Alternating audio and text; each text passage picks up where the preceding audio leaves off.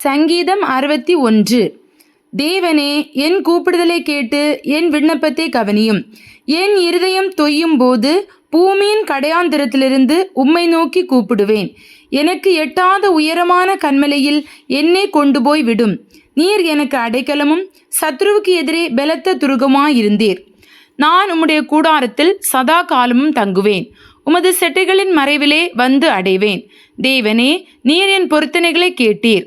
உமது நாமத்திற்கு பயப்படுகிறவர்களின் சுதந்திரத்தை எனக்கு தந்தீர். ராஜாவின் நாட்களோடே நாட்களை கூட்டுவீர்.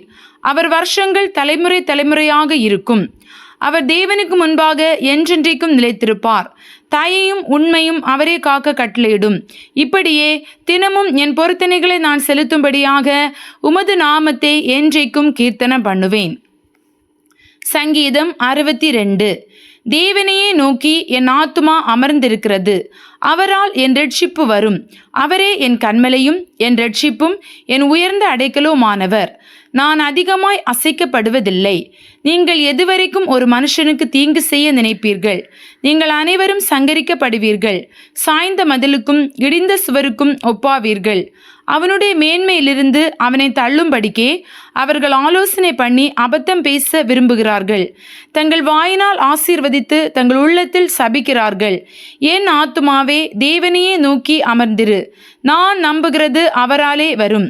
அவரே என் கன்மலையும் என் ரட்சிப்பும் என் உயர்ந்த அடைக்கலுமானவர். நான் அசைக்கப்படுவதில்லை. என் ரட்சிப்பும் என் மகிமையும் தேவனிடத்தில் இருக்கிறது. பெலனான என் கன்மலையும் என் அடைக்கலமும் தேவனுக்குள் இருக்கிறது. ஜனங்களே, எக்காலத்திலும் அவரை நம்புங்கள். அவர் சமூகத்தில் உங்கள் இருதயத்தை ஊற்றிவிடுங்கள். தேவன் நமக்கு அடைக்கலமாயிருக்கிறார். கீழ்மக்கள் மாயையும் மேன்மக்கள் பொய்யுமாமே. தராசிலே வைக்கப்பட்டால் அவர்கள் எல்லாரும் மாயையிலும் லேசானவர்கள். கொடுமையை நம்பாதிருங்கள். கொள்ளையினால் பெருமை பாராட்டாதிருங்கள். ஐஸ்வர்யம் விருத்தியானால் இருதயத்தை அதன் மேல் வைக்காதேயுங்கள். தேவன் ஒரு தரம் விளம்பினார், 2 தடம் கேட்டிருக்கிறேன். வல்லமை தேவனுடையது என்பதே, கிருபையும் உம்முடையது. ஆண்டவரே, தேவரீர் அவனவன் செய்கைக்கு தக்கதாக பலனளிக்கிறீர். சங்கீதம் 63. தேவனே, நீர் என்னுடைய தேவன். அதிகாலமே உம்மை தேடுகிறேன். வறண்டதும் விடாய்த்ததும் தண்ணீரற்றதுமான நிலத்திலே என் ஆத்துமா உம்மேல் தாகமாயிருக்கிறது. என் மாம்சமானது உம்மை வாஞ்சிக்கிறது. இப்படியே பரிசுத்த ஸ்தலத்தில் உம்மை பார்க்க ஆசையாயிருந்து உமது வல்லமையையும் உமது மகிமையையும் கண்டேன். ஜீவனை பார்க்கலும் உமது கிருபை நல்லது. என் உதடுகள் உம்மை துதிக்கும். என் ஜீவனுள்ள மட்டும் நான் உம்மை துதித்து உமது நாமத்தை சொல்லி கையெடுப்பேன். நினத்தையும் கொழுப்பையும் உண்டது போல என் ஆத்துமா திருப்தி ஆகும். என் வாய் ஆனந்த களிப்புள்ள உதடுகளால் உம்மை போற்றும். என் படுக்கையின் மேல் நான் உம்மை நினைக்கும் போது ராஜாமங்களில் உம்மை தியானிக்கிறேன். நீர் எனக்கு துணையாயிருந்ததினால் உமது செட்டைகளின் நிழலிலே களி கூறுகிறேன். என் ஆத்துமா உம்மை தொடர்ந்து பற்றி கொண்டிருக்கிறது. உமது வலதுகரம் என்னை தாங்குகிறது. என் பிராணனை அழிக்க தேடுகிறவர்களோ பூமியின் தாழ்விடங்களில் இறங்குவார்கள். அவர்கள் பட்டயத்தால் விழுவார்கள், நரிகளுக்கு இரையாவார்கள். ராஜாவோ தேவனில் களி கூறுவார். அவர் பேரில் சத்தியம் பண்ணுகிறவர்கள் யாவரும் மேன்மை பாராட்டுவார்கள். பொய் பேசுகிறவர்களின் வாய் அடைக்கப்படும். சங்கீதம் 64. தேவனே, என் விண்ணப்பத்தில் என் சத்தத்தை கேட்டருளும். சத்ருவால் வரும் பயத்தை நீக்கி என் பிராணனை காத்தருளும். துன்மார்க்கர் செய்யும் இரகசிய ஆலோசனைக்கும் அக்கிரமக்காரருடைய கலகத்துக்கும் என்னை விலக்கி மறைத்தருளும். அவர்கள் தங்கள் நாவை பட்டயத்தை போல் கூர்மையாக்கி மறைவுகளில் உத்தமன் மேல் எய்யும் பொருட்டு கசப்பான வார்த்தைகளாகிய தங்கள் அம்புகளை நாணேற்றுகிறார்கள். சற்றும் பயமின்றி சடுதியில் அவன் மேல் எய்கிறார்கள்.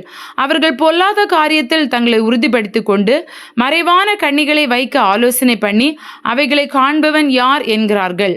அவர்கள் நியாயக்கேடுகளை ஆய்ந்து தேடி தந்திரமான யோசனை நிறைவேறும்படி பிரயத்தனம் பண்ணுகிறார்கள். அவர்கள் ஒவ்வொருவனுடைய உட்கருத்தும் இருதயமும் ஆழமாயிருக்கிறது. ஆனாலும் தேவன் அவர்கள் மேல் அம்புகளை எய்வார். சடுதியாய் அவர்கள் காயப்படுவார்கள்.